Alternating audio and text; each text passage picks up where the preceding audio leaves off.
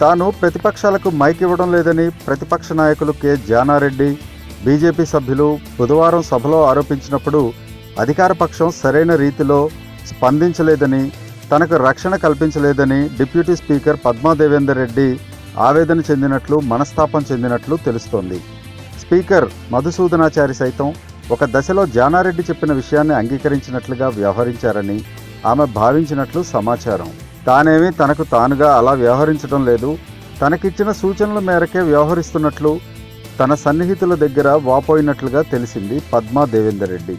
విషయం తెలిసిన శాసనసభ వ్యవహారాల మంత్రి హరీష్ రావు డిప్యూటీ స్పీకర్ ఛాంబర్కు వెళ్లి ఆవిడకు సర్ది చెప్పినట్లుగా సమాచారం.